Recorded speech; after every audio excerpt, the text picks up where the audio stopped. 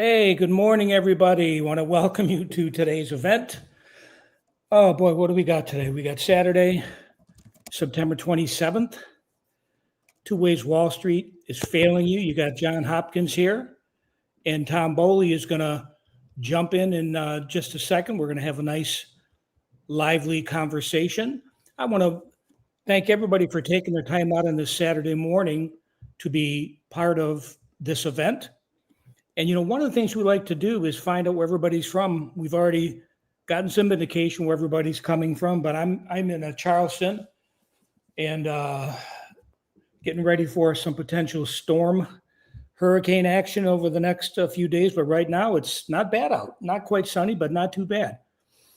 We have a lot of people here today, including some who are new to Earnings Beats. If this is your first go around with us, we want to welcome you. We've been in business now for over 20 years.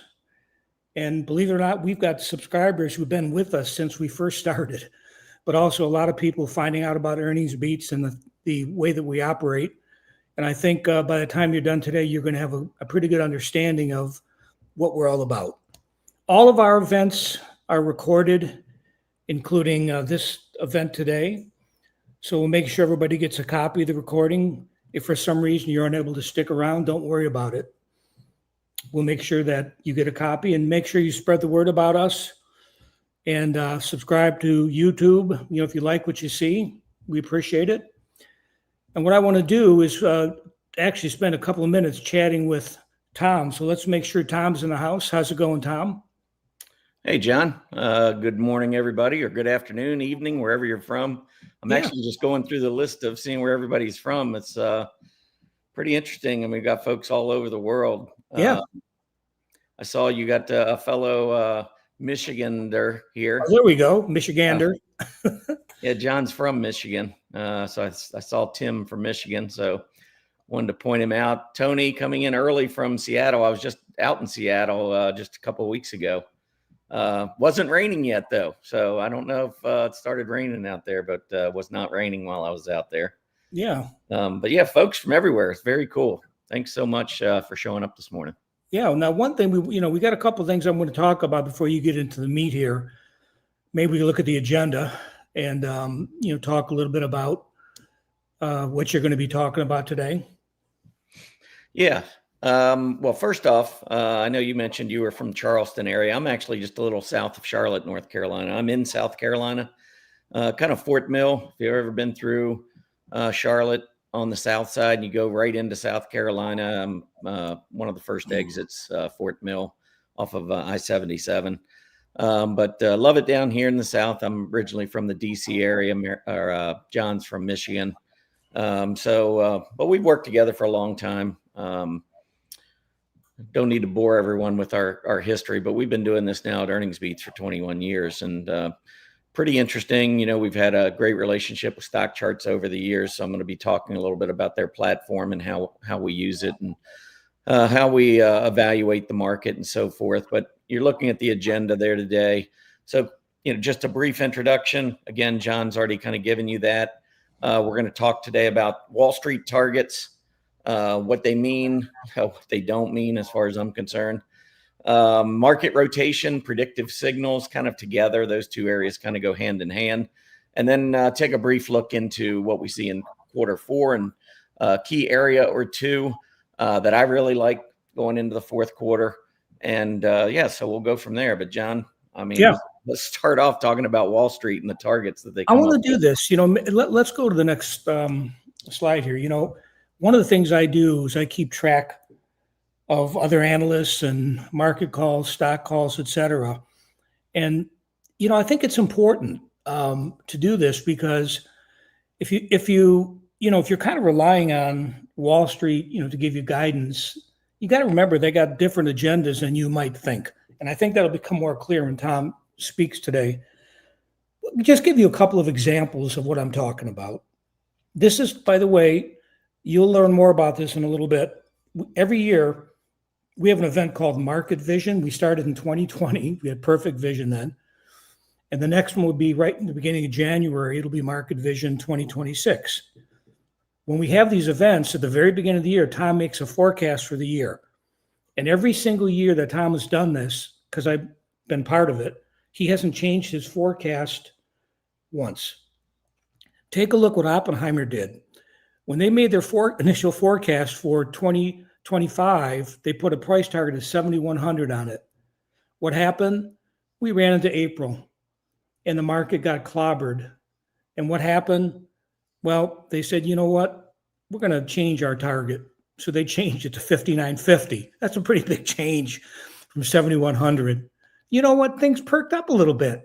This thing started perking up and they said, you know what? Maybe we weren't so wrong after all. We're going to go back to our original target. So you kind of get a sense here of what the heck, was going on. And again, Tom will get into this more, but you're going to see a lot of times when they make their calls, they're doing the opposite thing. It's hard to believe, but you'll get a better picture. Let's look at the next one, just to give you a couple quick examples here. This was Bank of America, December 3rd, same thing, initial target, 66.66, running the trouble. They tuck tail, they're gone. 5,600 is the new target. Things are perking up a little bit. We're not going to go quite back to 66, but we'll go to 6,300. And so once again, they made that switch. And let's go to the next one. This is Goldman Sachs, not quite as egregious, but on November 19th, they had their initial target. They switched a little bit, then they went back, and then recently they adjusted it again. So they kind of keep adjusting. And the reason I'm bringing this up is because you want to be able to rely on these things. And Tom, through all the years, has stuck to his convictions and still has not changed, his prediction throughout everything in the turmoil and everything we've seen. And as a matter of fact, let's go to the next visual here. There's a better way to invest. Let's take a look at this. Let's look at the next one. Coming up. Can we get our next slide there, Matt?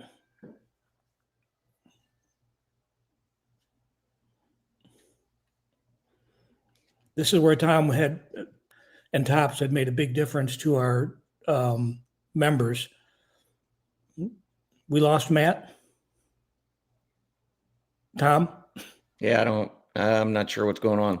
I just want to add something about those three charts while we're waiting for the next one to come up. They were, sorry guys. I guess I lost my internet for a second. Happens. Here we go. Yeah, no problem. That's the one bad thing, if there is a bad thing about technology, is every once in a while you're used to it being there, but sometimes you need it and it goes away. I will say though that looking back at those other forecasts or those other targets, and I am going to show you, when they talk about a target of 7,100, and then you can't make this stuff up. On the actual low in April, on April 7th. That's when Oppenheimer and I think it was, what was the second? Goldman Sachs. They both provided lower targets on the day that the market bottomed.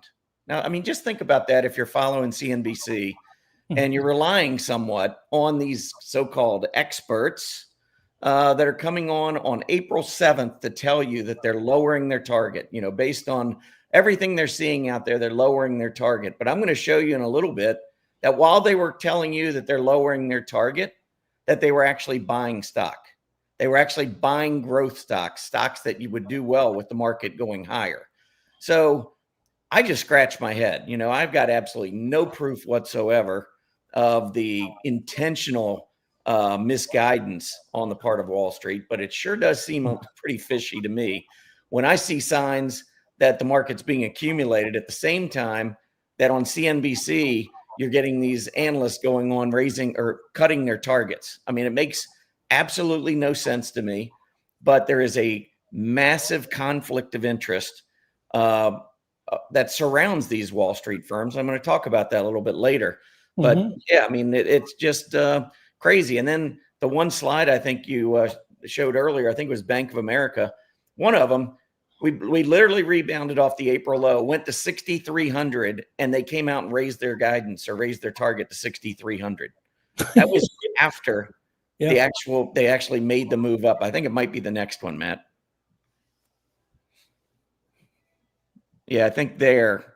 Yeah, well, new target 6,600. I don't know. I think we're around 6,300. I don't know. Maybe it was one of the earlier ones, but anyhow, my point is, I'm not sure what the heck this does for you if you're trying to invest and you're trying to make money in the market when they tell you after the fact. I mean, wouldn't it be better if when the market was up at 6,300 and it was going to, or 6,000, it was going down to 4,800? Wouldn't it be better if they said, "Hey, we see a bear market coming, or we see correction ahead"?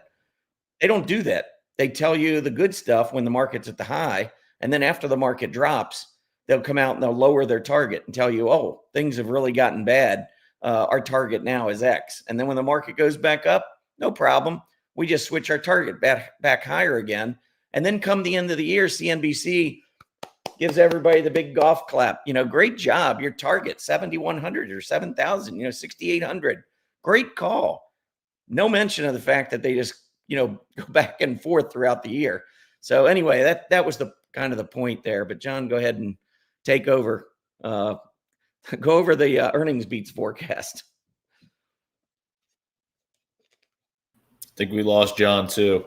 Oh, well, I guess I'll go over what we did. I know. Oh wait, we got him back. We got him back. Hold on. I'm back, right? Okay. I'm back in the scene. All right. Anyways, yeah, too much weather here. Okay, so January 4th, we have our Market Vision 2025, which is when Tom makes his forecast, 7,000. But again, has not changed that throughout the entire year. But what he did do is when we got to February, he was seeing that we were topping with some bearish action ahead. So we put the signal out to our members. And then, of course, we had this complete meltdown of the market. And then on April 13th, there's proof of this. There's articles. Tom calls the bottom. And here we go again. But what he didn't do on April 13th is say, "I'm changing my forecast to 5,900 or whatever it is." He kept the same forecast because he was resolute that things were going to turn around. And of course, now we see, what has happened. And let's go to the next one here. I'm about ready to wrap up. This isn't the first time Tom called the bottom. Go back to I think it was 2022. This next chart. Let's take a look. Bear market. This is June 16th, where Tom says, "I'm calling the bottom." And then we had a market bottom, a 2.0, where it confirmed. And all I can tell you is, because I remember this vividly, a lot of members saying, "Thank you so much for guiding us, keeping us out of trouble, and putting us in good condition." You have to remember, we're not connected to Wall Street. We're our own individual firm. We have one mission, that's to take care of our members.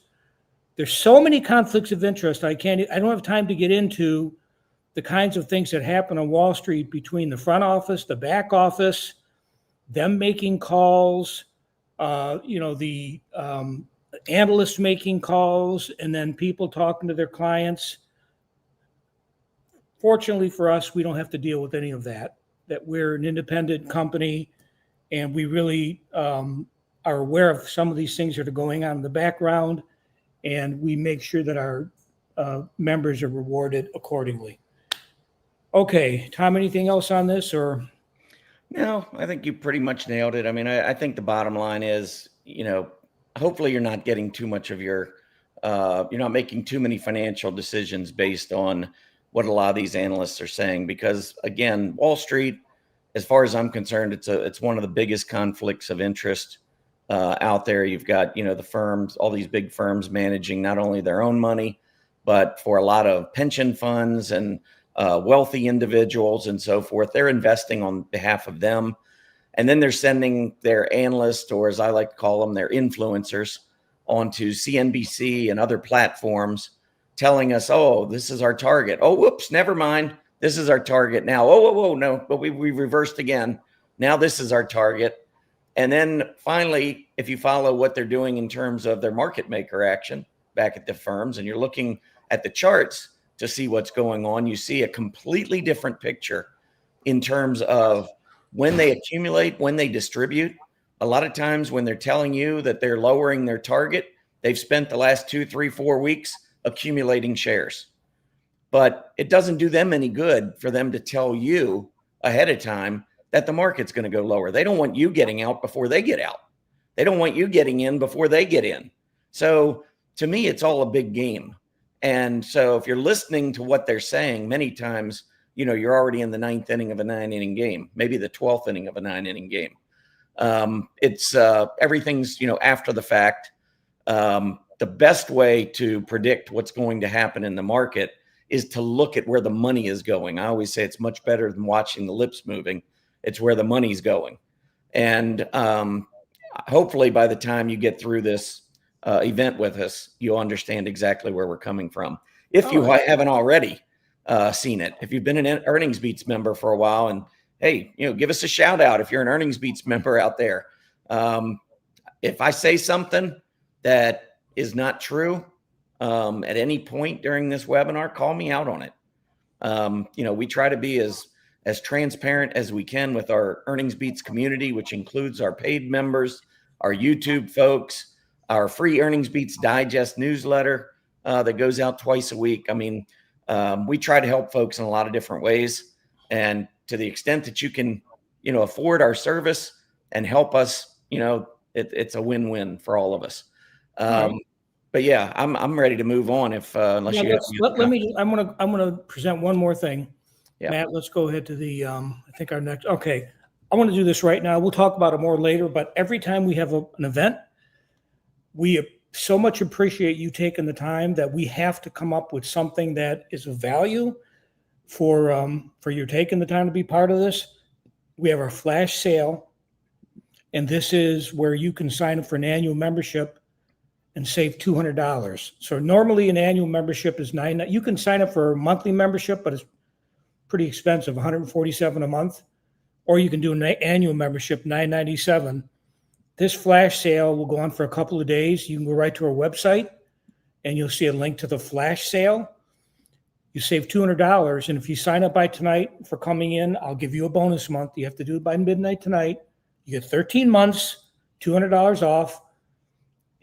Let me tell you what's important about this. Number one, we're having an event Monday night. This event today is open to our entire community, entire world, no matter if you're a subscriber or not.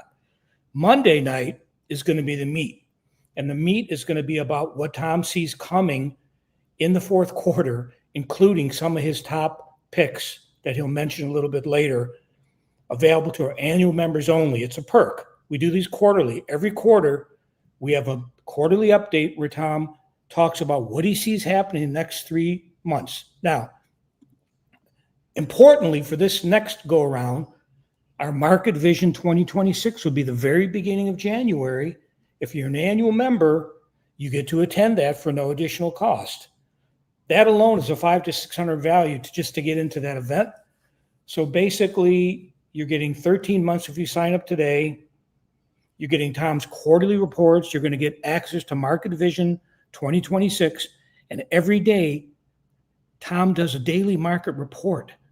He does a weekly report on Monday, and then every other day, he keeps people in the loop. If things are changing quickly, rapidly, whatever, it's phenomenal.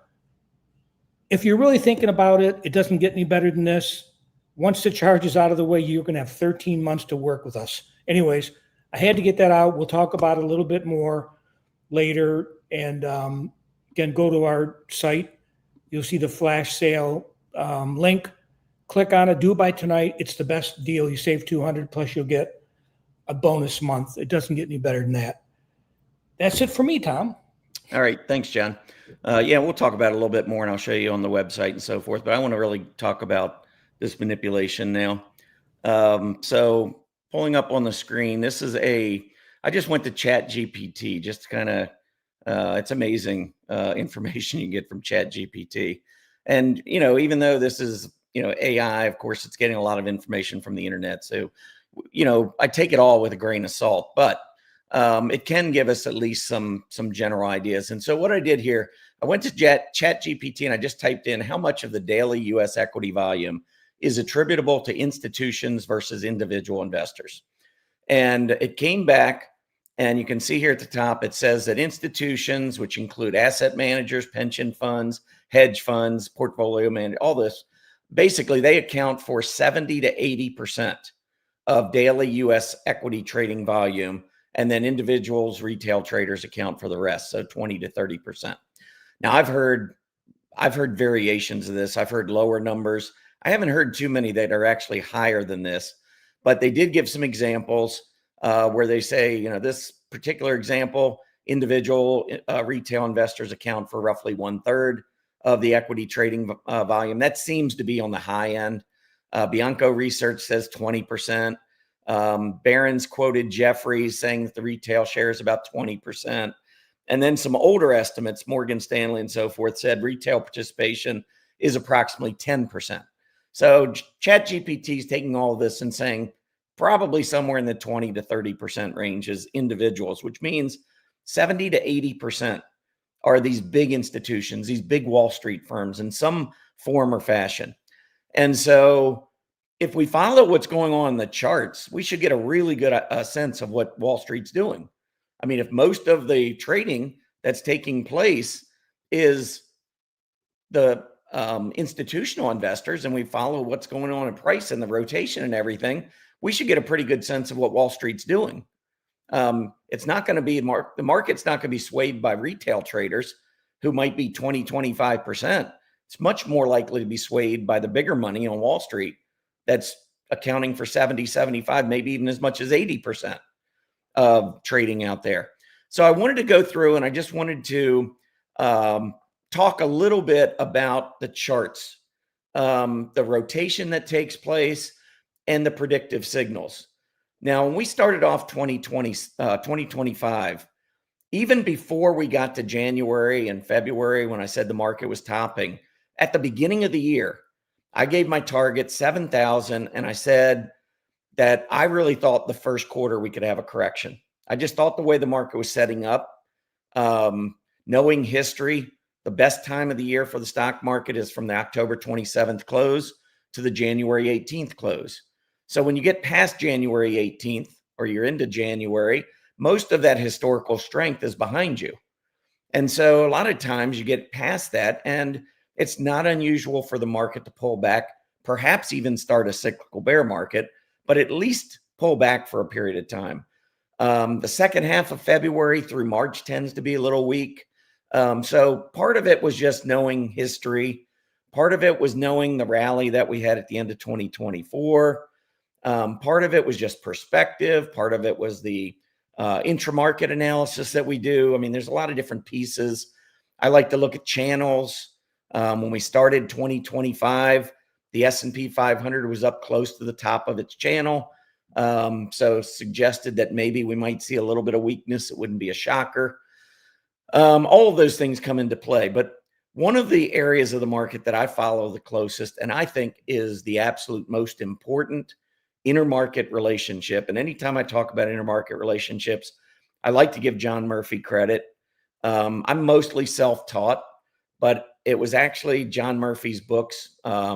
His analysis, I think it was Technical Analysis of Financial Markets back in the 1990s. I read that book and I found it fascinating the way he was looking at different areas, different asset classes, and comparing them and trying to figure out what the market, what these stories were telling us. And honestly, it inspired me. And probably for the last 30 years, I've done a tremendous amount of research. And I try to share that with everyone in our community. But when I get into research that I spend a lot of time, a lot of effort, maybe put together a pretty intense Excel spreadsheet, we save those types of things for our annual members at Earnings Beats. In other words, folks that commit to us at Earnings Beats, we fully commit to our members as well. And so I like to share that information. We even give out Excel spreadsheets with all of our data for members. If you happen to be somebody who enjoys Excel, you might take that information, do some stuff on your own. The only thing I ask is that if you do your own research and you find something of significant value, share it with us. Let us know. We can only do so much with it. But anyhow, getting back to this point, the consumer discretionary versus consumer staples area has always been very intriguing to me. And I've done a lot of research around it. And the reason's pretty simple. I mean, if you think about it, it just makes good common sense. Our GDP in the US is based essentially 2/3 of consumer spending. Consumer spending represents 2/3 of our GDP.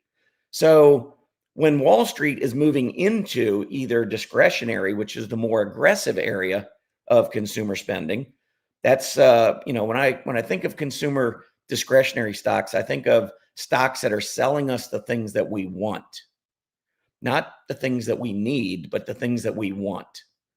Those are discretionary stocks. We want a new car. We don't have to have a new car. We could fix up the clunker. Home builders, we don't have to have a new home. We can stay where we are. There's no reason we have to, maybe you're starting to grow out of your home or whatever, but as people build wealth through real estate, sometimes they move up to the next level or whatever, because that's what they want. It's not what they need, it's what they want. Starbucks. I go to Starbucks, been going to Starbucks almost every day for 25 years. That's just where I get in my zone. I do my writing. I do my research. Have met a lot of lifelong friends in Starbucks. It's just what I do. But folks that are coming in and buying Starbucks are not coming in and buying Starbucks because they need it.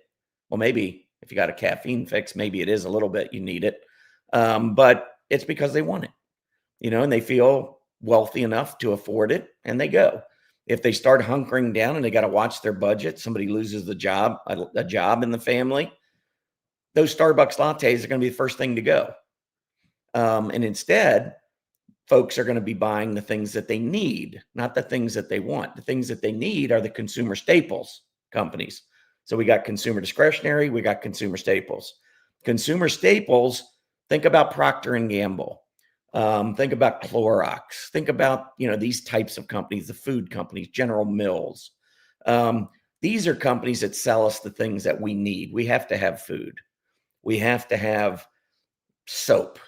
At least I hope so. I always make a joke, but it's like, when you're feeling good about things, you love your job, the economy seems strong, everything seems vibrant in the economy. Do you go out, do you buy double the amount of soap? I mean, do you wash twice as thoroughly? No, you do what you have to do. I mean, those types of products you get no matter whether it's a great economy or a weak economy. If somebody loses their job, do you stop showering? I mean, do you stop brushing your teeth? I don't think so. Those are the things we need. Those are the things we keep doing always, no matter what. And it's a predictable pattern. We're going to brush our teeth, every day, maybe a couple times a day, depending on who you are and your own personal hygiene. But you don't change that based on how you're feeling about the economy. Anyway, looking at how consumer discretionary companies are performing relative to consumer staples companies, in my opinion, is the single best predictive intermarket relationship that there is out there. Now, this chart that I'm showing you here is the S&P 500 on the top. This is going back all the way to the beginning of the century, basically 25 years. Down here on the bottom is the ratio of consumer discretionary to consumer staples. And you're going to have some big runs to the upside, some big, pullbacks to the downside. But generally speaking, I mean, we've been in a secular bull market. We bottomed in 2009. 2013 is where the S&P 500 right here went above the highs in 2007 and 2000. So while the bottom formed in 2009, some people say that's when the bull market started. In hindsight, yes, that's when it started. In my opinion, it was confirmed in 2013. That's when we got the breakout on the S&P 500, clearing those tops from the last 13 years that we could not take out for that period of time. Those prior 12, 13 years, that was a secular bear market. We broke out in 2014 or 2013. And since then, the S&P, we've had cyclical bear markets along the way, but we just keep going up, up, up. It's not like the 12 years where we were just going sideways. We're definitely in an uptrend. If you can't look at this chart and see that we're in an uptrend, technical analysis is not for you. Just being brutally honest. From left to right, this chart is going up. Now, down here on the XLY, XLP, we're also going up from left to right. And down here on the very bottom, this is the correlation coefficient. So this is looking at the direction of the S&P 500 and the direction of this XLY XLP ratio. And when they're going in the same direction over a period of time, they will get, if they're going in exactly the same direction, hand in hand, the correlation coefficient will be a positive 1. If they are going opposite one another, exactly opposite one another for a period of time, then they'll have inverse correlation, -1. And then if it's somewhat positively correlated, they'll be somewhere above 0, but not quite to 1. And if they're somewhat inversely correlated, it's kind of hit or miss, but starting to look a little bit like they're moving in opposite directions, then we'll see readings below 0. But, wouldn't hit -1 until they're actually going exactly opposite one another. One's going up, others going down, that sort of thing. But look at this chart.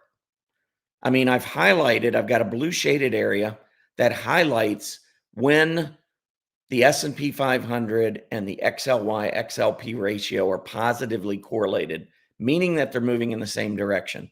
That's what this blue shaded area captures. The red shaded area captures when they're essentially moving opposite one another. Do you notice where one kind of is a little bit more indicative of how the relationship works? Sure seems to me like there's a lot more positive correlation than there is inverse correlation. First of all, over 25 years, we've never seen -1. Now, this is a daily chart, and the period is a 20-period correlation. So it's essentially looking back over the last 20 days, trading days, and it's saying, what's the correlation? For 25 years, we've never hit -1. Never. Look at all the times we've been at or really close to +1. I think we can conclude from this chart that how consumer discretionary stocks are performing relative to staples, it's going to give us a really good clue on the S&P 500 and what we should expect out of the S&P 500. And I want to look at where we are right now. I don't necessarily look at the actual highs, the number or the value assigned to the highs. I'm usually just looking, is the S&P 500 going up, and is the ratio supporting that move to the upside? I call it a sustainability ratio. Is this move on the S&P 500 sustainable? For that, I like to look at my sustainability ratios, one of which, and I think probably the most important, is the consumer discretionary versus staples. And again, it goes back to the GDP and just the fact that consumers are 2/3 of our GDP, consumer spending.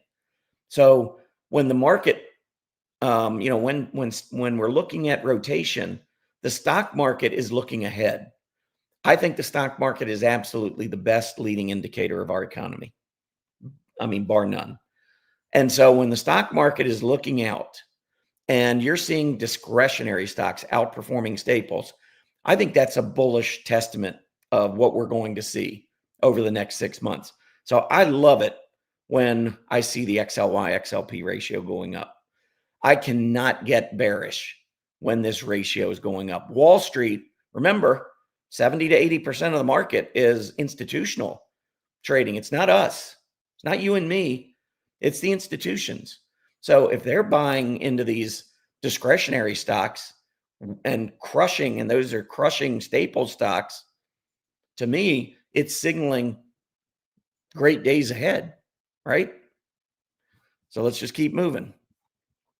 Now, I do an intraday chart. So what I do is I use a user-defined index at stock charts to track the XLY versus the XLP, ignoring gaps.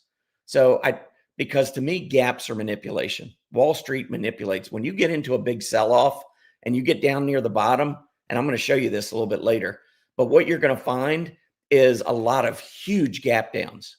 And then you're going to see morning selling. Everybody's panicking. We're throwing in the kitchen sink. And then mysteriously, the market comes back up later in the day. And we go through a series of these days where it looks like the market is just absolutely getting crushed.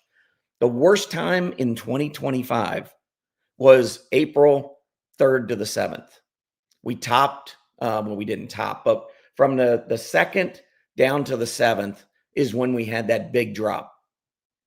I think it might have been, or maybe it was the 3rd down to the 7th. I don't remember the exact dates. What I do remember is that I think it was a Friday and then a big gap down on a Monday and maybe again on Tuesday.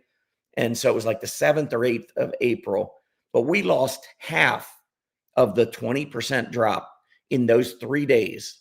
And I'll show you later, those 3 days were not nearly as bearish as you might think. That's when Oppenheimer and Goldman Sachs, came out on April 7th or 8th or whatever it was and said, we're lowering our target.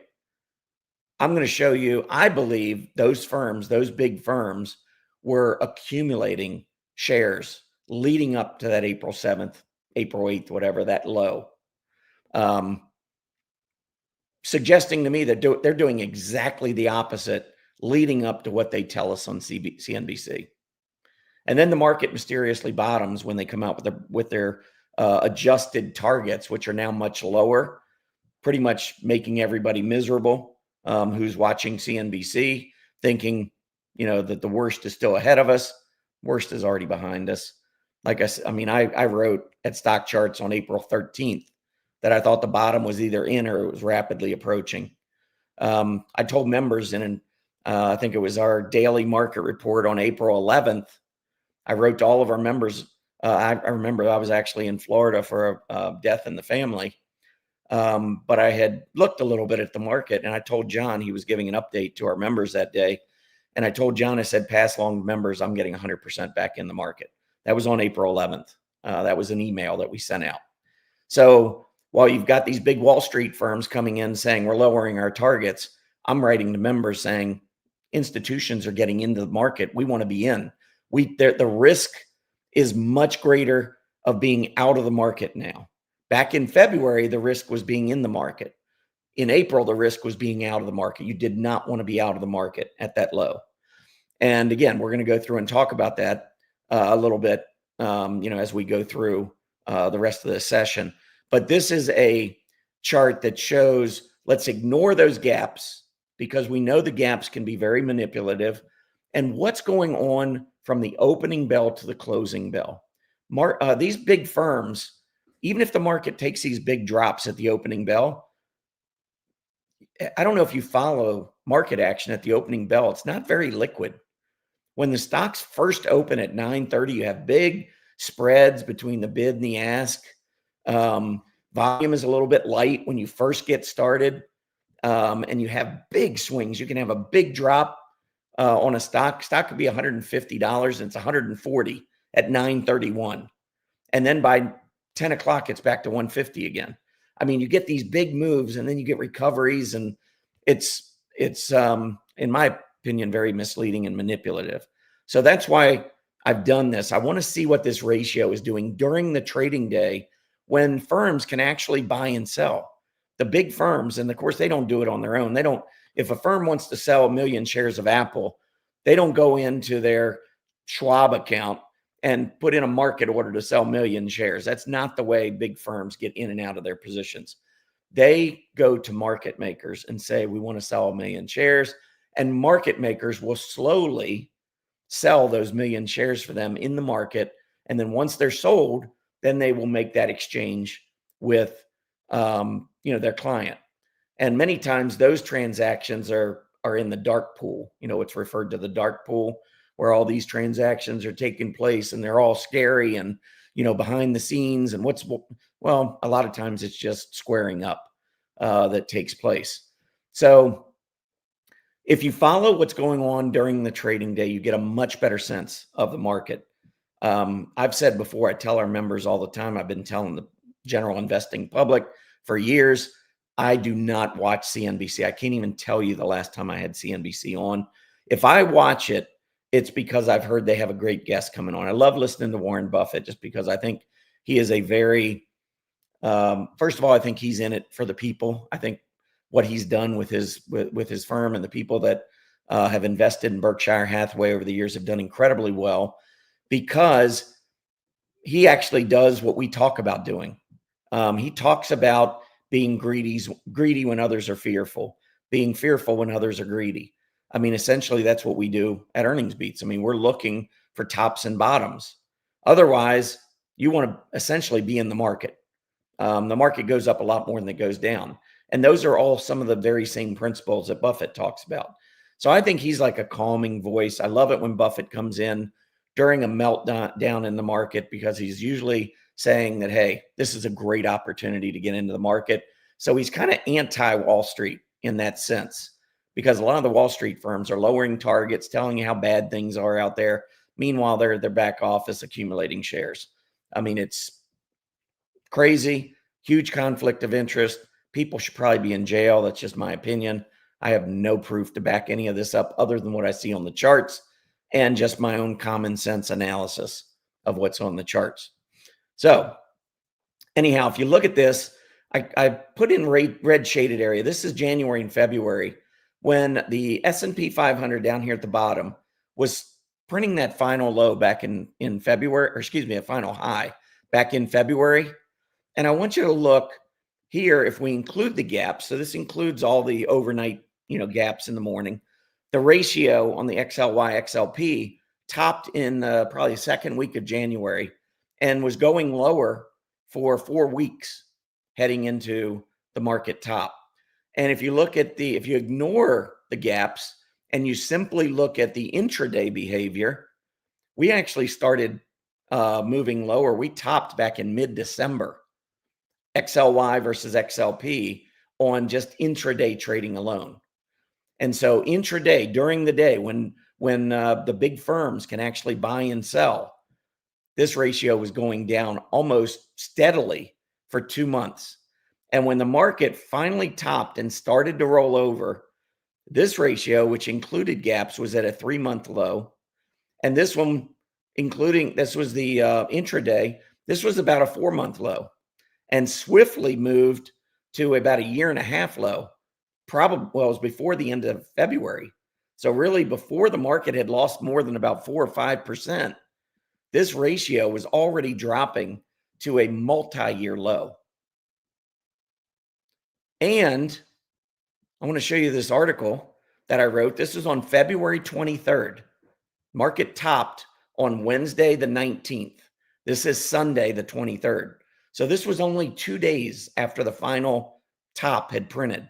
And I said the top is confirmed, and now it's just a matter of how low we go. That would be something to be admirable if we actually got those big Wall Street firms to come on and tell that to somebody on CNBC.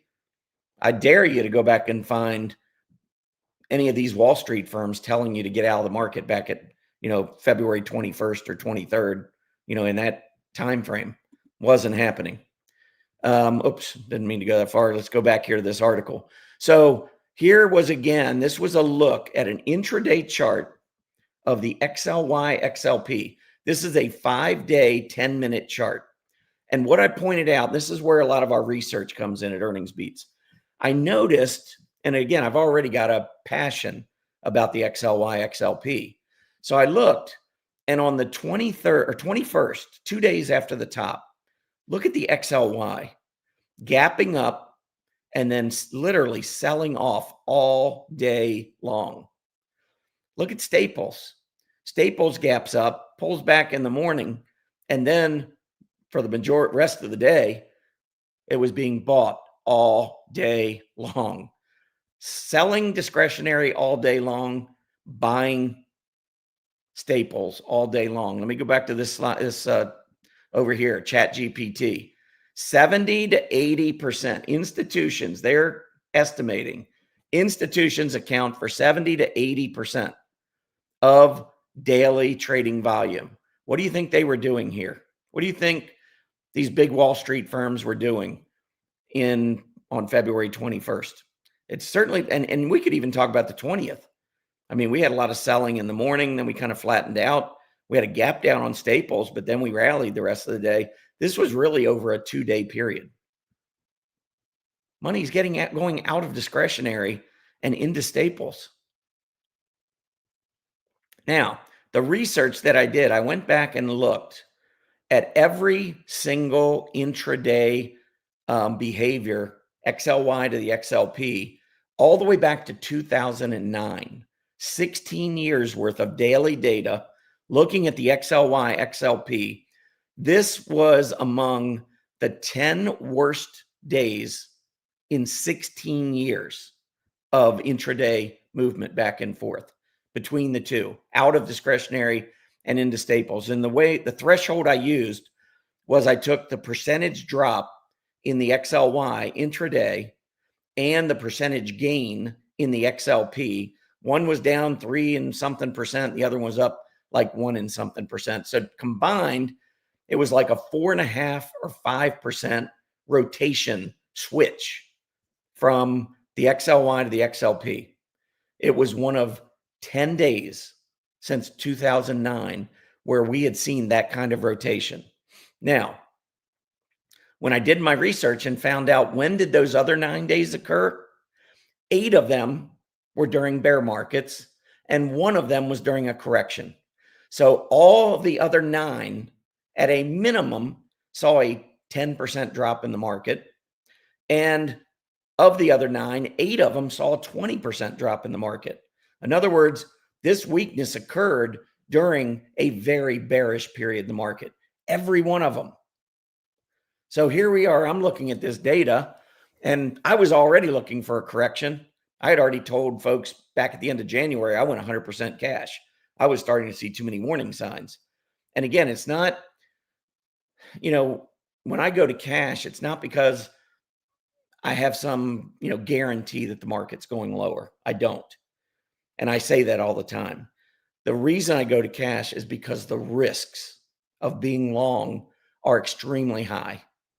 Again, market could have gone higher. I could have been wrong, but I made the conscious decision that the risks were too high to be invested. If the market went up without me, that was just a cost I was willing to bear. But I did not want my capital at risk given all the warning signs I was seeing. When I saw this, that's when I wrote this article and said, folks, it's confirmed. It's not a matter of whether we're going down. It's how far we go down. And so, again, this was information I shared back here. This is where I talked about it. I said 8 of those times happened during bear markets and 1 happened during a correction. Friday, February 21st was the 10th time in 16 years that this has happened. And I said this type of massive rotation from offense to defense should not be overlooked. What was Oppenheimer telling us back on February 21st? What was Bank of America saying? Well, where was Goldman Sachs? They weren't telling us anything. They were just selling. They were getting out, figuring they would tell us down the road. When after the market goes down and then they start buying back in much cheaper, then they're going to tell us, oh, wow, the market's really weak here. We're lowering our target. Meanwhile, they're buying stocks like they think market's going to explode. That's what they're doing back at their home office. But they're telling us that we're lowering our target. That's what you're dealing with Wall Street. So you can listen to CNBC all you want. I'm sure there's some good information on there from time to time, but I can't call the market. I can't remain objective listening to all of the stuff they talk about over and over and over and over again every single day throughout the year. It's probably been, 5 or 6 years since I don't even know if I would say I regularly watched CNBC, but that I would have it on in the background. I don't even have it on in the background. I do go to CNBC.com just to get like headlines, like breaking news, when the CPI comes out, stuff like that, where I know they're just giving me information and I'm not being spun. I don't like being spun. I don't want to be brainwashed. I want to come up with my own independent research and make my own calls. And people ask, how have you made these calls over the years? That's how I make my calls. I look at the charts. I follow the money. It's a lot of research. It's looking at what's worked in the past. It's using perspective. There's a lot that goes into it. It's not that difficult. I think the most difficult part of it is just trying to avoid being swayed by everyone else's opinion. That's the hardest thing. Anyway, so that's what we're dealing with. So you got, the whole thing about this webinar today was two ways that Wall Street's failing us. One is CNBC and listening to their targets and what they see coming and where they think the market's going. First of all, they're always behind the 8 ball. They're always telling you after the fact. Market ran up at the end of the year. They had a bullish forecast. Market runs down March and April. Now they're lowering their target. Market runs back up. Now they're raising their target. And at the end of the year, they're all giving themselves a nice little clap. What a great target we set. When, the stuff that they put on CNBC all year long was just a bunch of crap. Completely confuses everybody. And then at the end of the year, they come out like nothing ever happened. And, we're doing you some kind of great big service. Yeah. Not falling for it. Fortunately, I think there's a lot of Earnings Beats members now that see it. They understand it. They don't fall for it. And we look at what's going on in the charts. That's the truth. That's the absolute truth. Where's the money rotating to? That's what you need to see. Now, I talked about the XLY, XLP. I'm going to go over a lot of this Monday night. If you've been to our Market Vision event at the beginning of the year, I make my annual forecast. This year, we started doing quarterly updates. And I think it's good because it kind of makes us go through all of these charts. It's an in-depth review of how the market looks. Am I sticking to my guns? Do I still see the same things that I saw back at the beginning of the year? Is the Fed doing what we thought it's going to do? What's the Fed policy look like? What's sentiment look like? Sentiment's a huge part of calling the market as well. Just wrote about that to our members earlier this week, saying that short-term sentiment had turned more bearish. And that was the gist of my article that I wrote yesterday at Stock Charts as well. Just pointing out that there are signs when certain things happen in the sentiment world, the market can top. And we're seeing some of those things. We saw some of those things early last week, and the market did pull back. Now, these are short-term signals. I'm not calling for a major sell-off in the market. It might just be a 20-day test, which we saw, by the way. Beautiful test on the IWM.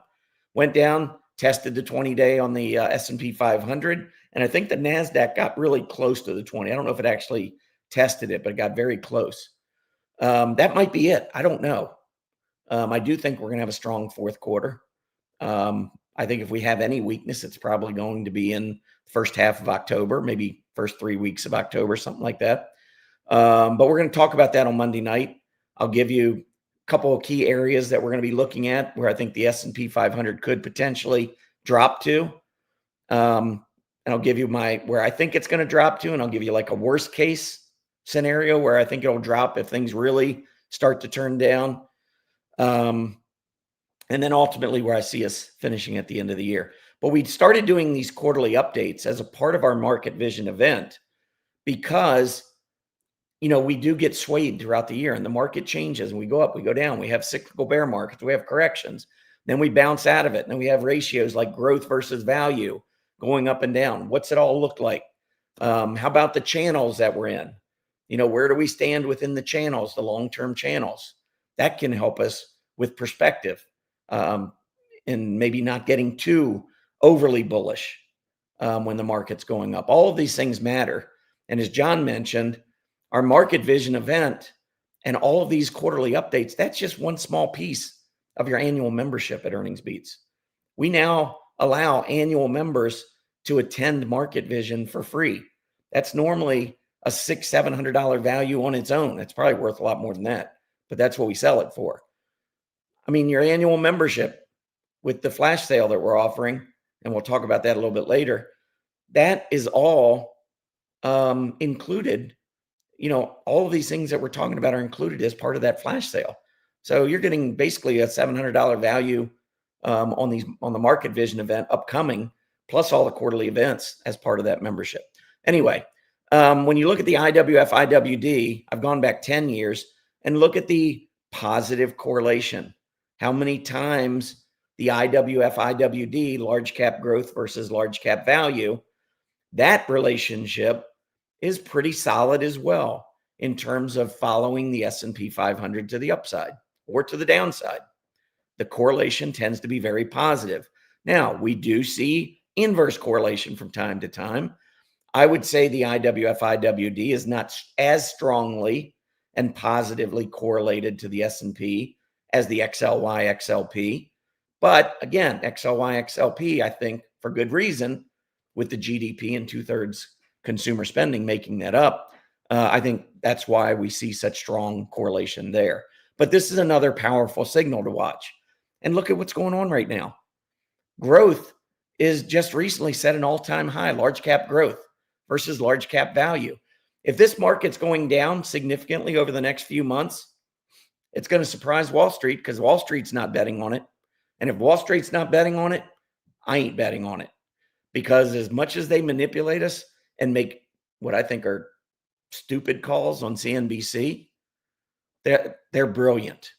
They have MBAs from, the Ivy League schools. They are brilliant folks. They know where the market's going. They know where to invest.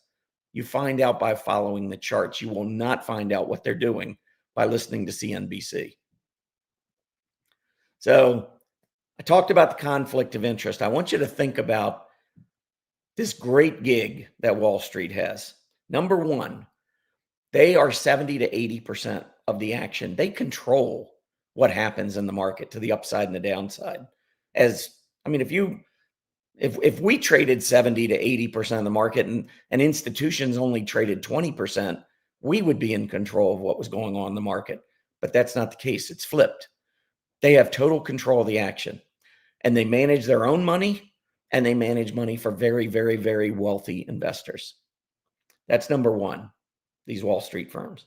Number two, they have their analysts, or as I like to say, influencers, that go out, all these different media outlets, including CNBC, and they tell us what are all the strong buys and all the strong sells. They don't talk about sells too much. And the reason they don't talk about sells too much is pretty obvious. The same folks that line their pockets through underwriting are the same people that they would be disappointing by putting out sells. That's why you see a lot more buys than sells on Wall Street. If you want an underwriting relationship, let's say, a company's going to come out with a secondary public offering, that is a huge moneymaker for big Wall Street firms. So they're not going to put out too many sell signals because they don't want to lose the possibility of getting that business. And certainly if they've already done an underwriting for a company, it would almost be a conflict of interest for them to come out with a sell rating. They're putting together all this packaging for investors to buy the shares, and they're going to put a sell rating on it. That would really be a conflict of interest. So that's number two. You got all these influencers going on CNBC and elsewhere telling us what we should be doing with our money. And then the final piece of this ridiculous puzzle is that they've got market makers that are taking the opposite side of our trades. They provide liquidity. Market makers provide liquidity. Market makers are not independent. Market makers work at these big, large firms. That's these same employees that are market makers are under the same umbrella as Goldman Sachs and Morgan Stanley and Oppenheimer and all these big firms. So they tell us what to buy, and then we buy it, and they're on the other side of the trade selling. You can't make this stuff up. This is as big a conflict of interest as I've ever seen in my life. And yet it's our system. So you either learn the system and understand the rules and how you can effectively manage your money based on all this, or you get led by the nose by Wall Street and they take your money. And it's why most people can't make money trading stocks, because they get manipulated. To me, it's pretty obvious.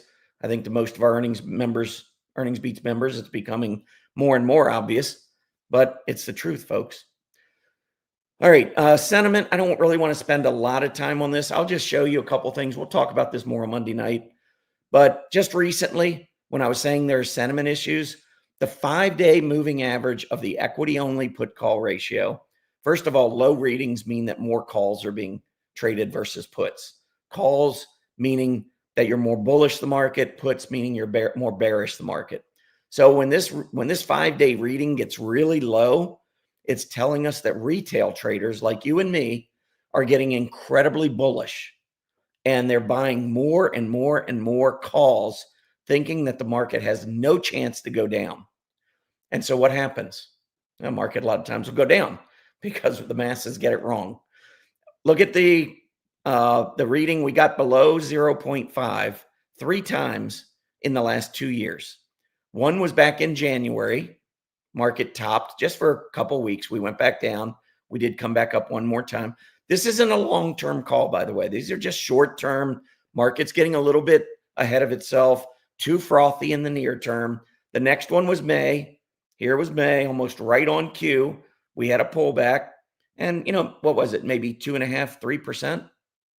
Again, not a big pullback. Just from a trading perspective, it's good to know when we get to these levels. Beginning of this past week, look where we were. We got to the third lowest reading in the last 2 years, meaning that in the options world, options traders, this was the third most bullish they've been in the last 2 years. Everybody was buying calls. And so when you see that, and what's really interesting is that it was occurring at the beginning of the second worst week of the year historically. So a lot of people talk about September weakness. We're among those. That's a fact. If you follow the market, September is the worst month of the year. But what a lot of folks don't realize, they just think it's the whole month of September. It's really September 17th to the 30th. The 1st to the 16th since 1950 has produced an annualized return of almost 8%. I mean, the S&P 500 only averages going up 9% a year. So that annualized rate during the first 16 days of September is kind of like the average of what the market does over the last 75 years. Really not that bad. The 17th to the 30th of September, the annualized return on the S&P 500 for the last 75 years is it's like almost 26%, minus 26%, which is 35 percentage points below that 9% average annual return. That's pretty significant. And like I said, the second worst week of the year is September 20th to the 26th. By the way, yesterday was the 26th. So we just finished it. Last week, the market went down. Wasn't down a lot, but it went down. Pretty much right on cue with history. The 20th to the 26th has an annualized return of minus 43% since 1950. 75 years worth of data just for that week. Minus 43%. I'll tell you I'm going to tell you on Monday. I'll tell you on Monday, the only week of the year that's worse than September. And it's coming up in the fourth quarter. I'll give you a clue. But anyway, we'll save that for Monday night. So yeah, that's a little bit of information on that. I do want to point out, actually, before we go into this, I'm going to hold on a second. I am going to stop my screen. I'm going to share my screen again. And I want to show you. All right, I'm going to do the entire screen because I want to show you. This is an Excel spreadsheet. And what I've done, this is an S&P 500. It's actually the spider, which tracks the S&P 500. It's the ETF that tracks the S&P 500. And what I've done is since the beginning of 2025, I have recorded the opening price of the spider, the 10 a.m. price of the spider, the 11 a.m. price of the spider, the 2 p.m. price of the spider, and the closing price of the spider. And I've done that every day for the year. And so over here on the right side, what you'll see is the open. So what this means is that at the opening bell, the spider went up $5.07 from the prior day's close. So from 584.32 on December 31st, 24 to 589.39, that's a $5.07 gap up. And so right here, that's just a formula. And I do it every day, get the opening gap. Okay. Here in this 10 o'clock column, I'm looking to see where we are at 10 o'clock versus where we were at the open. Here, we gained 78 cents in the first 30 minutes of trading. And then from 10 o'clock to 11 o'clock, we lost 256, went from 590.17 down to 587. And then from 11 to 2, we lost almost $6, 587 down to 581. And then into the close, we gained 268, 581.90 to 584. Now, I'm going to tell you why I do all this. First of all, looking at how the stock market traded intraday, you remember during the earlier slide, John was pointing out the bottoms that we called back in June of 2022. What we didn't talk about was back in January of 2022, I said that I thought the market was going to drop 20 to 25% the first 3 to 6 months. That's on a recording that was done first weekend in 2022. We were down, I think, 23% on June 16th or June 17th of 2022 when I said, okay, the bottom's in. So I called it before it went down. And at the bottom, I called it. We rallied off of that bottom. That was the low, June 17th through, I think, something like August 15th. We went up 700 points on the S&P 500. And that was exactly what I thought we were going to do in 2022, go down and then back up.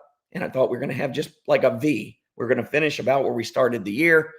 And then we had the Jackson Hole speech from the Fed, August 25th, or maybe the 26th, whatever it was, 2022. I can't remember to take out the trash every week, but I can remember the dates from the stock market. It's one of those things. Anyway, the Fed came out, said more pain ahead. I just love it when these Fed officials like to throw themselves into the game like they're an umpire. That's not their job. I'm pretty sure that their dual mandate does not include predicting the stock market. But every once in a while, we get Fed chiefs that think that they're really good at it. Just recently, we had Powell saying that the market is fairly highly valued. Well, is it fairly valued or is it highly valued? Apparently, it's fairly highly valued. 1996, remember Greenspan said irrational exuberance. Market was irrationally exuberant. And we went on the next 4 years to have the 4 best consecutive years in the history of the market.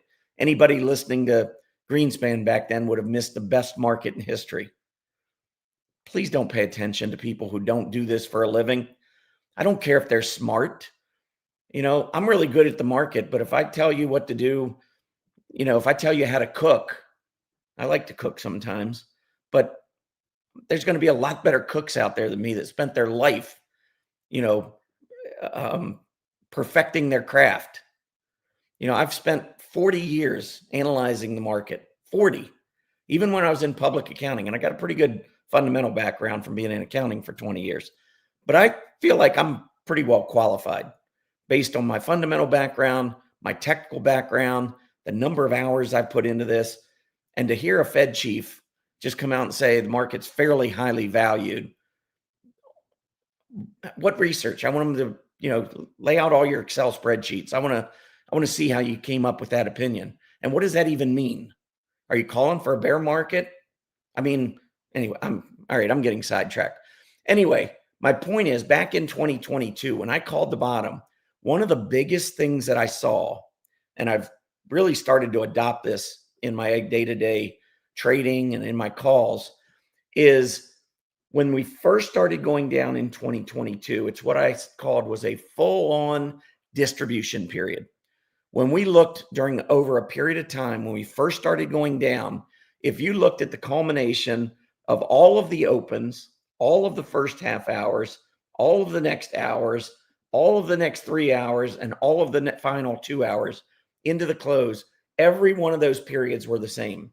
Market was going lower if you added them all up.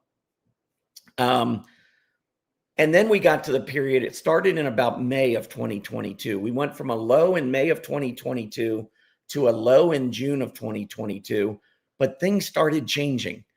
During that final move to the downside, the market, most of its selling, even more, like I'm trying to think of the numbers, I don't remember, but if the QQQ dropped $30 from the May low to the June low, the gap downs were down 50. The first half hour of trading was down 40 more. So we were down $90 during that May to June period from the close to 10 o'clock the next morning. But from 10 o'clock on, we were seeing accumulation. We were seeing massive rebounds. So the market was using all these negative headlines to drive folks out of their stocks. And then they had early morning, it was all that panic in the morning. And Wall Street was just like, sell, come on to me. Keep bringing prices down. And then starting at around 10 o'clock in the morning, they would just buy all day long. Rinse and repeat for a few weeks. And so we saw a period of time where the selling, it wasn't real selling. It was manipulation. It was gap downs, and it was early morning panic followed by accumulation. Now, I say all that, and actually, I got another spreadsheet I could pull up and show you all this. But anyway, as I go through, and this is all updated, I literally just updated this through Friday's close. I did this late last night. But I want to show you, I want to highlight 3 periods. So what I'm doing down here is I break down 2025 is I'm saying from January 1st to January 23rd, that's when the market kind of hit a top. So I'm just taking that 3-week period, and I'm taking all of, this is sum of H4 to H17. So when I come up here, this is H4 to H17. So it's January, if I do it from here to here, it's January 2nd through the 23rd. So when you look down here, you will see January 1st to January 23rd. And all I'm doing is just totaling up all of those amounts in each column for that period. So that what we can say is that at the end of that period, the spider went up $25, 29 of it was at the opening bell. So essentially it was just opening gap ups. Market wasn't really being accumulated to the upside when we started. Now, the next period, we did see accumulation. We saw opening over the next 3 weeks, 4 weeks, we saw a drop at the open, and we saw accumulation throughout the rest of the day. But what I can show you is that the accumulation that was taking place was in defensive areas. It was not in aggressive areas. So it's about putting the pieces of this puzzle together, not just taking individual signals one at a time. And then from February 20th all the way down to April 7th, I broke this down into 3 periods. So let's go over and look at the S&P 500. I'm going to come back to this, but let me go back and show you the S&P 500. So back in January, so here was February 23rd, right there. I'll blow this up a little bit. So that was the first period. The next period I looked at was from February 20th or January 24th to February 19th. So January 24th, here's February 19th. So that was the high. So I'm just looking at what happened getting to the first high. Then I'm looking at all of this back and forth action and then back up to the high. Remember what we were getting these big gap downs, these 2 Monday gap downs. This was back on the tariffs, if you remember. Late January, early February, it was about all the noise about the tariffs and how that was going to create all these problems. And from there, going back up to February, we did see money moving into the market, but it was defensive stocks. It was, I showed you the XLY, XLP, which was rolling over. I showed you the IWF, IWD, which was rolling over. These were all indications that, yes, the market was being accumulated, but it was defensive and value-oriented areas of the market that was being accumulated to set a new high. Never a good thing. And then 2 days later is when we had the confirmation of all that rotation out of discretionary into staples. That's how you put this puzzle together. Now, go back here again to this chart, because then from February 20th to March 13th, we went down $61. I'll show you that period on the chart in just a minute. Here is your distribution. Opens down $10. First half hour of trading down another 24. Next hour of trading down another 13. Next 3 hours of trading down another 12. And then the final 2 hours, another $1.50. $61 we lost from February 20th to March 13th, from here to here. This was a pure period of distribution. Just like back in 2022, January through March, when we went down, had a big drop from January through March, that was absolute pure distribution. Now, the next period I look at is just while we're sideways consolidating here. So from the low on March 13th to April 2nd, before we had the big drop. So just this period of movement up, movement back down, just consolidation. What was going on during the day? Well, we went up $13, but we gapped down $14, meaning that we actually went up during the trading day $27. Even though we were gapping down 14 during the rest of the session, the net of all of those days during the March 14th to April 2nd period, that netted out to $27 in gains, in accumulation. So you look at the chart, we went up $13 from here to here. So if you go over here to the, basically, well, I'm looking at the S&P, so let me pull up the spider.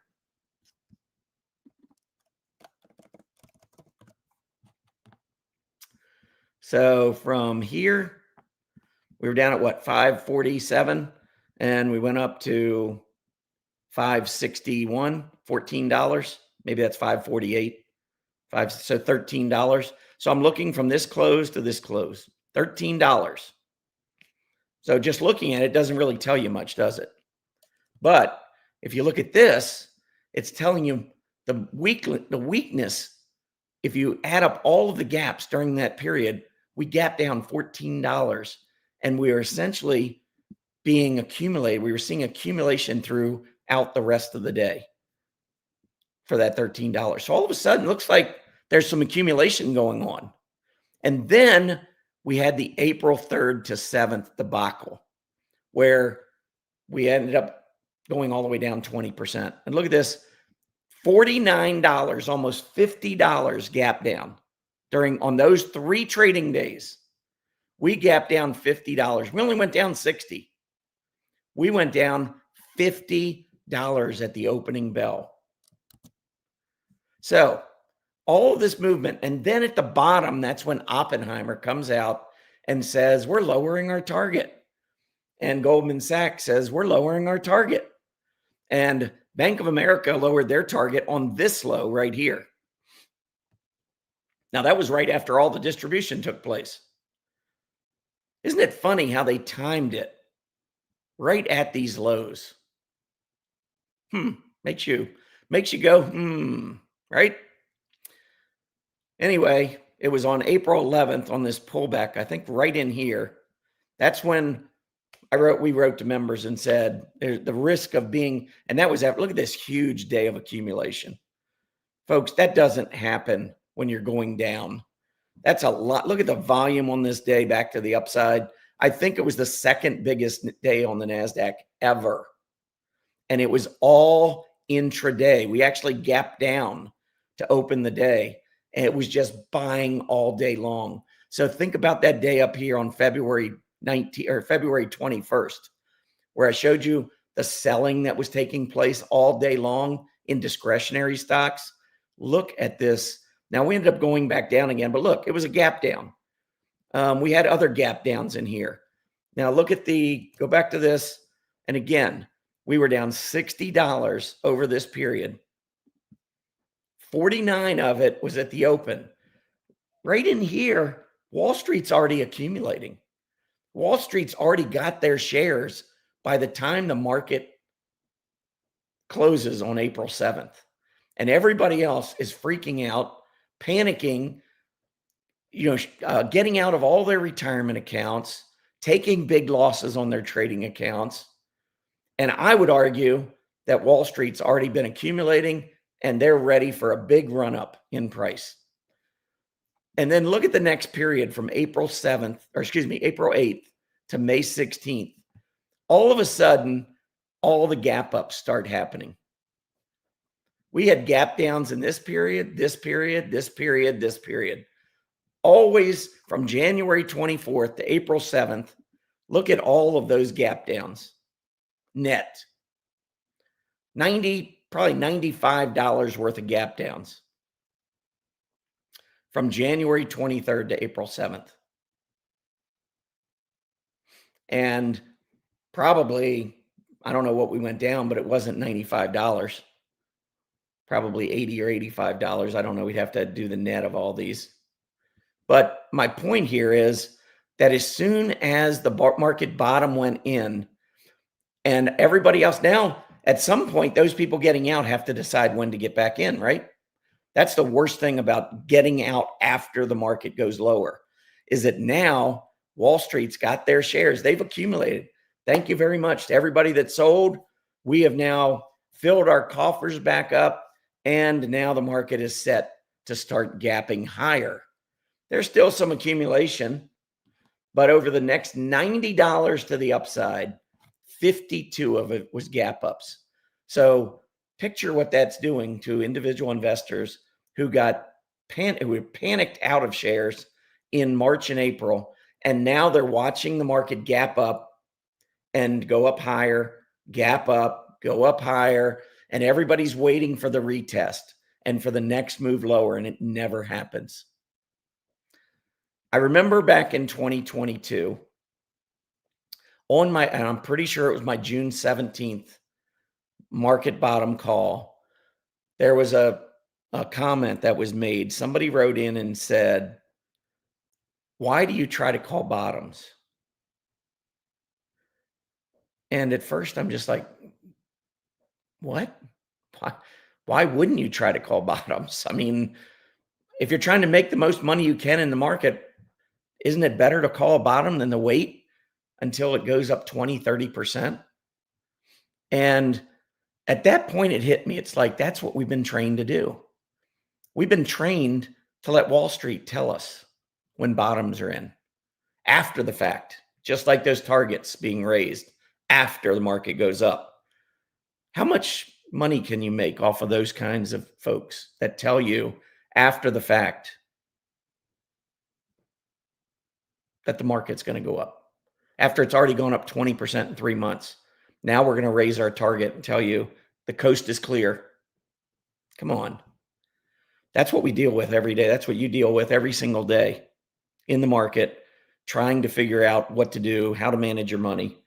I'm not telling you that we're perfect, but we build a community up of folks like-minded who essentially don't trust Wall Street. I don't think there's any reason to. They're not trying to educate us. They're not out there for our own personal best interest.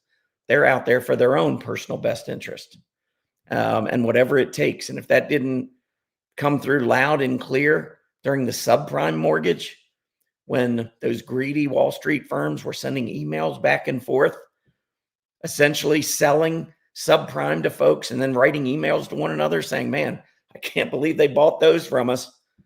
That's the mentality of Wall Street. It's all about us first. Everybody else, who cares? We'll tell you after the fact. So, whole point of this, don't trust Wall Street. Please don't trust Wall Street. I'm sure other folks out there that do a good job calling the market. I can only tell you, based on my days back in public accounting, we have a high level of ethics and integrity. I don't expect to be right when I make calls, but I'm going to tell you why I'm making calls, and you can be the judge. And I've got nothing at stake here in terms of, trying to get all of my wealthy clients taken care of before I go out to everybody else.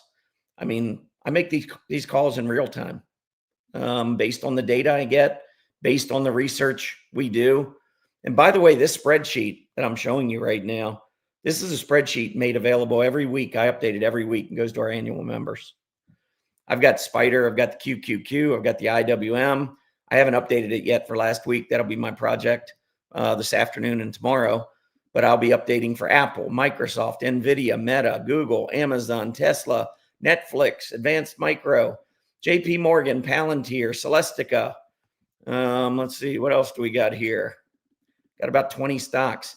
Broadcom, Costco, Salesforce.com, Uber, Arista Networks, DoorDash, Coin, Airbnb, and then AppLovin.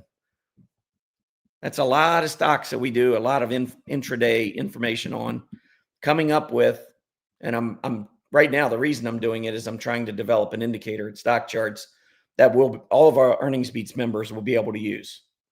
So if you're an Earnings Beats member and you're also a Stock Charts member, we're going to have some good stuff coming before the end of the year. I can't spill the beans, but we're working towards some really exciting stuff with Stock Charts that I think will help immensely in your trading and or investing. It'll be for short-term traders and also for long-term investors. But anyway, that is essentially what I had, John. So I'm going to go ahead and bring up this flash sale again, and I'm going to take a break, and I'll let you talk about it for a second.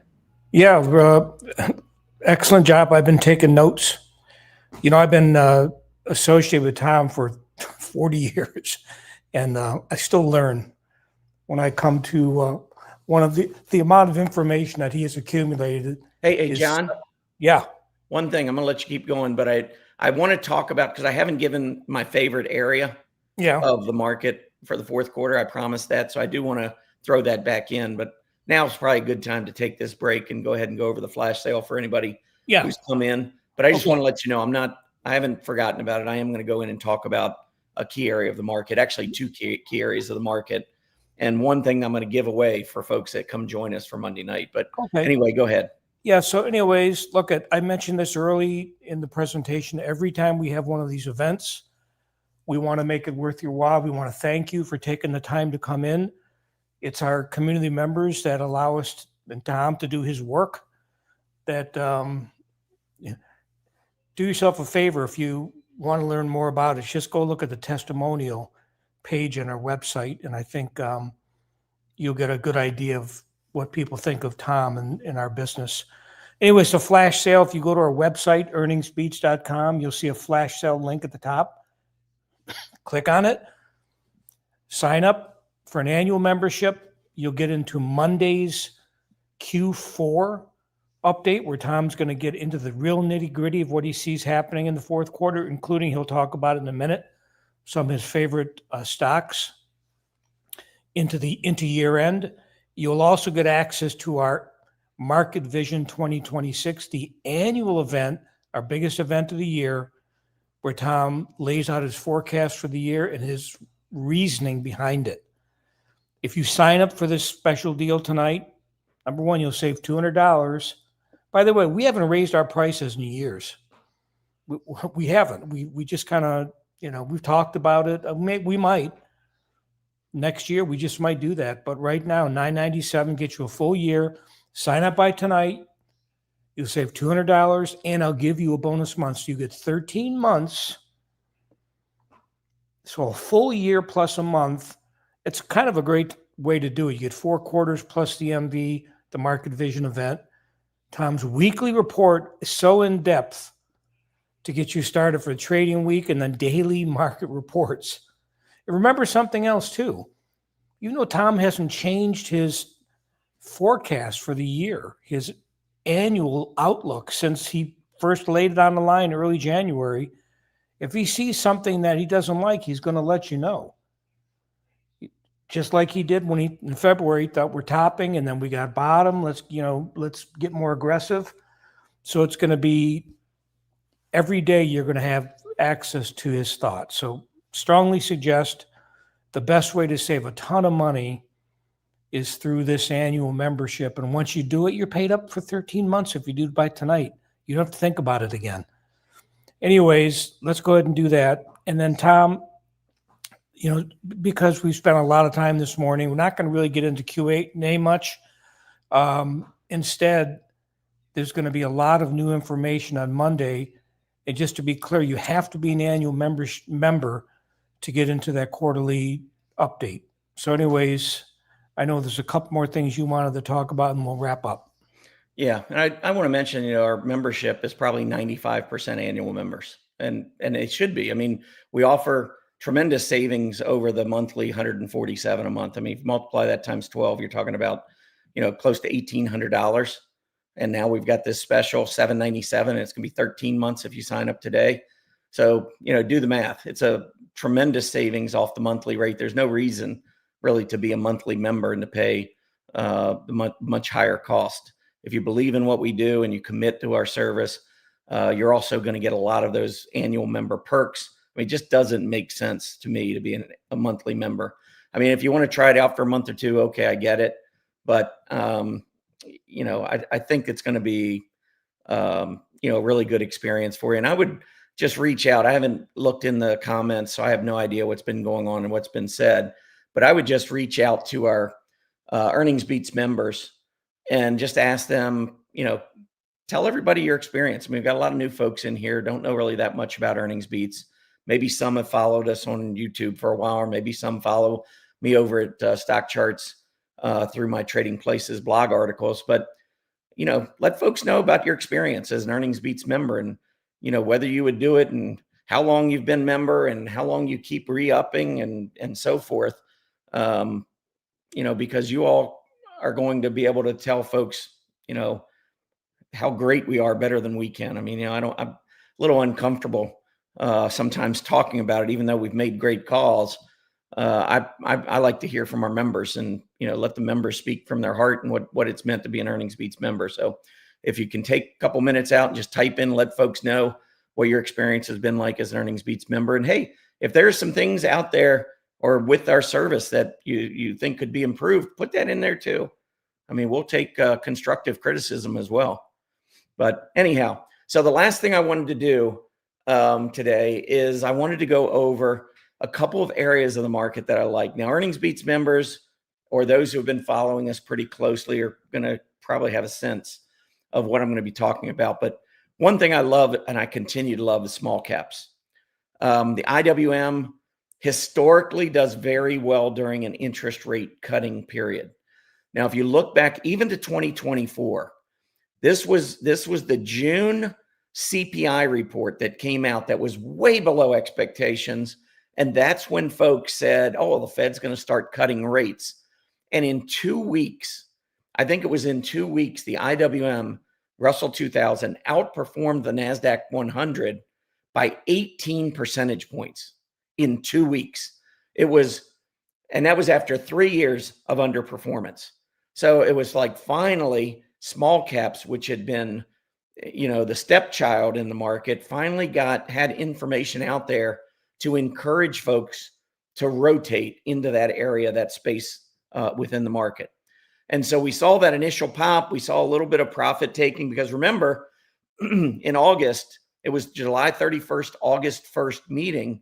That's when the Fed came out and said, nope, we're not cutting. And they never really even said that they were considering it for the next month. They just said that it wasn't on the table. And so immediately everybody that was jumping in to small caps jumped back out. And then it was later, I think it was in September, when the Fed came back out and said, well, interest rate cuts are now back. They're on the table or I don't remember exactly what was said. But as soon as that was said, then you can see small caps stabilizing. And as we started to get rate cuts throughout the balance of the year, small caps on a relative basis to the S&P 500 was starting to roll again to the upside. Once the stock market started to sense that the Fed was shifting and was going to turn more hawkish and leave interest rates up and stop cutting, look at what happened from December through April. And this was part of that cyclical bear market that we ended up having. But money rotated big time away from the small caps. And what that tells me when I see that kind of rotation away from small caps, that's a sign that the market isn't trusting the Fed, doesn't believe the Fed's going to cut rates any further. And sure enough, it was in 2025 that they said, we're not cutting. We're pausing. We're going to go on pause for a bit, leave rates higher for longer. And they did that until, they did it up until just recently when they finally cut. But the market sold off hard, the small cap area. And then in April, when the market bottomed, the relative strength also bottomed in small caps. And look at what's happening now. Small caps relative to their large cap counterparts starting to move back to the upside again. I think rates continue. Now, I noticed this past week, it started all over again. We had, we had media outlets reporting, that the Fed's not united. And some are thinking that, we shouldn't have more rate cuts, or if we do, we shouldn't next year. And So already there's this negative sense of, indecision going on out there. And by the way, remember, this is the second half of September. So we tend to see the market weak this time of the year anyway. And we did recently just have this false breakout on the IWM where we went up, looked like we were breaking out. We reversed. That was at the beginning of this week. And then we saw movement to the downside, 20-day test. And now we'll see what happens from here. Again, I've got some more things to say about the IWM next or on Monday, as far as where I think that we could go to the downside versus where I think we could be by year end. But this is definitely a group that I like heading into the fourth quarter. It's a group that if you look at from a seasonal perspective, let's pull up the IWM.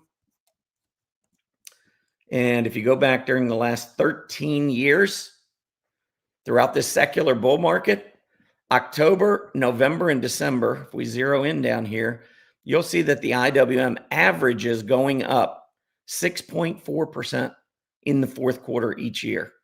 And if you look at the other quarters, January through March, if you add these three together, it's 0.3%. The second quarter is 3.3%. The third quarter is 1.8%. Fourth quarter is 6.4%. So we're going into the best seasonal period for small caps at the same time that we also have a good fundamental backdrop for small caps through interest rate cuts. So I think the only thing that's going to keep keep the small caps from moving higher would be as if we saw a big jump in inflation. I think that's going to be the wild card. I don't see it coming. The market is not trading as though it's coming. So I don't see any reason to believe that that is coming, but that would be the thing that would bother me the most. This stuff last week, I mean, we had the initial jobless claims, which went down quite a bit from where it was and below expectations. The GDP was stronger than what we thought it was last quarter. Again, what the Fed's going to do with interest rates has nothing to do with last week or last quarter. It's the signs that they're seeing about what's likely to take place over the next quarter. And we've already seen a slowing in the jobs numbers. I think that if the Fed didn't start cutting rates, and they might be too late, to be honest, I wouldn't be surprised if next month we see a negative jobs report. It would not shock me. Might shock some, but it wouldn't shock me. I mean, we've been barely positive now for 4 months in a row? I think starting with May, June, July, August. So now we're going to get the September numbers coming out next week. So we'll see what happens. But I think IWM is poised to have another seasonally strong fourth quarter. I think we're going to get outperformance there. And I'll give you another area that I like. Anytime rates are coming down. And let me just preface this with, when I was in public accounting, I did audits, I did valuations. But one of the areas I audited, I specialized in banking. I know banks. I know how they work.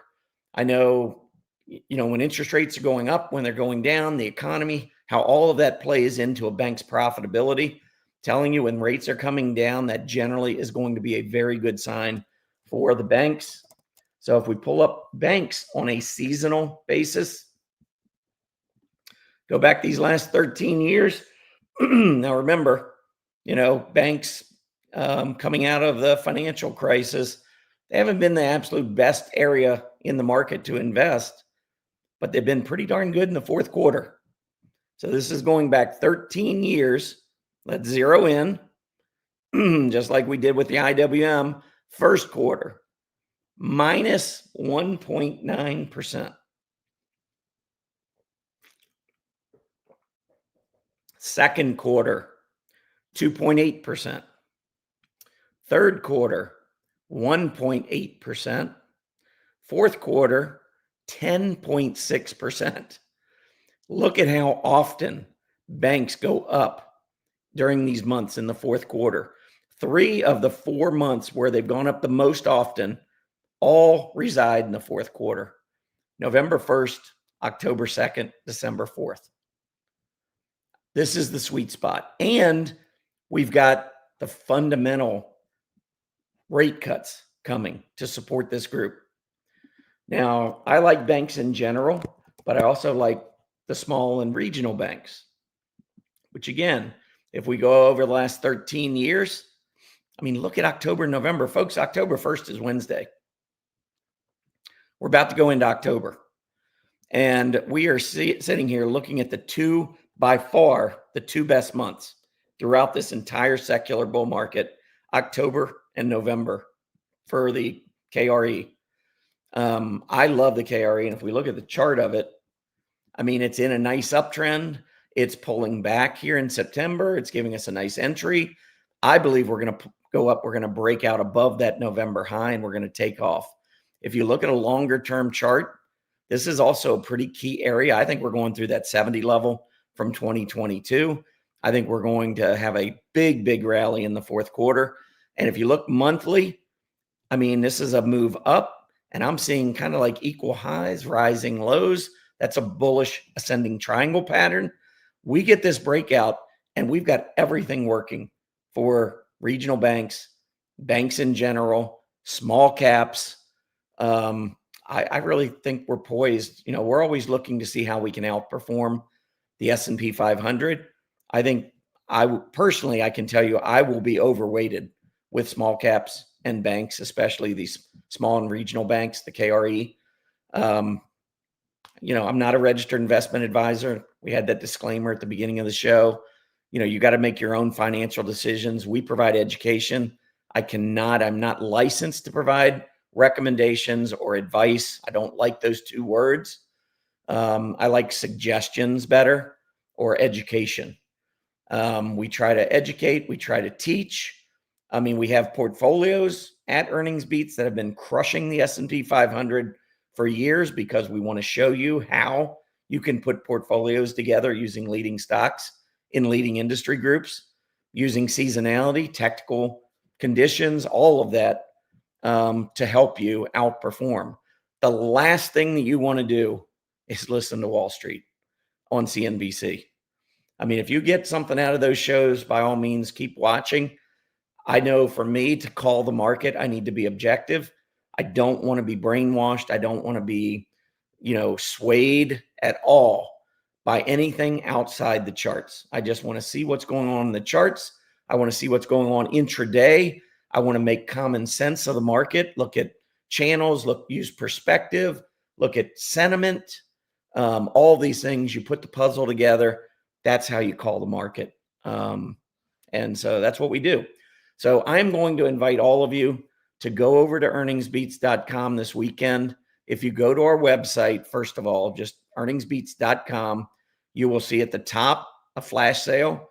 You also see this 48-hour flash sale right here. John mentioned earlier, our normal annual membership, $997. You're going to get $200 off if you use this flash sale between now and Monday. So you got now and Monday to become an annual member and save $200, pay $797, which is incredible savings off of our monthly rate. And then John also pointed out, if you sign up today, if you like what you're seeing and you think you're going to sign up by Monday, sign up today. You'll get another free month. Get 13 months for the price of 12. We'd absolutely love to have you. And just check it out for the next year. I mean, review our calls, review all of our research. I mean, we probably have 20 chart lists over at Stock Charts that our members can just download directly into their accounts, assuming you got to be at least an extra member at Stock Charts, because I think the basic members only get one chart list, and that's your default chart list. So you can't download anybody else's. Make sure you're at least an extra member, and then you can take all of our work, all of our research that we put into chart lists, drop it into your own account. We'll send you Excel spreadsheets. We have these events all year long. We've got a daily market report, a weekly market report. I mean, it's unbelievable what you get. So anyway, check that out. We'd love to have you come on board. Send us messages to support@earningsbeats.com if you have any questions about membership, or if you're a current member and you have questions about any of our services, products. We'd love to hear from you. But that's all I got, John. So unless you have something to add to it, I'm going to go get ready for the second round of the Ryder Cup. Good to go. Sounds good. By the way, it does not look good for the Ryder Cup. if you're at least not from a U.S. side. We got a Yeah, lot of folks global. Unless you're European. Yeah, we got a lot of Europeans in here. We might have a lot that are pretty happy about the results. Yeah. Yeah, I don't know. Rory and Tommy Fleetwood, they're doing a better job of calling the Ryder Cup than I'm doing a call on the market. That's all I got to say. Hey, Tom, They're dominating. Yeah.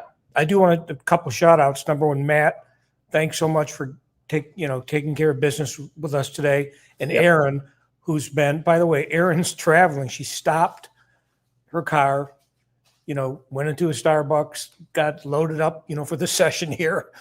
And she's been, answering all the questions that's why we don't have so many questions to answer.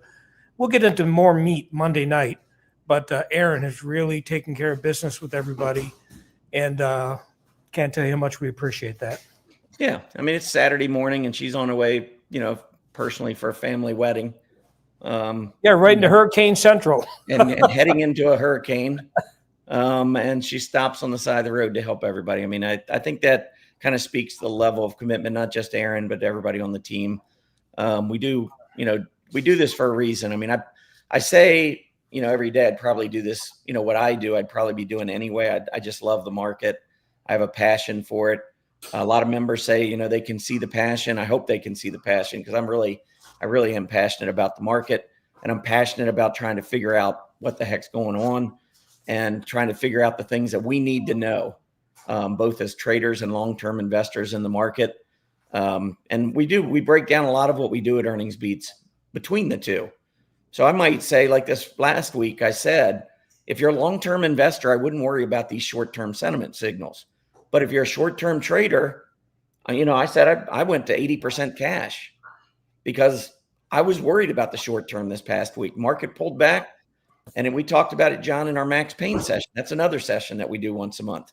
Yeah. But we said in there that it wouldn't surprise us if, the market just pulls back and just gets a 20-day test, just a little bit of a pullback. And that's what we had this past week was a 20-day test. So anyway, we'll talk a little bit more about everything on Monday, but really thankful for all of you coming out today. I know it's Saturday.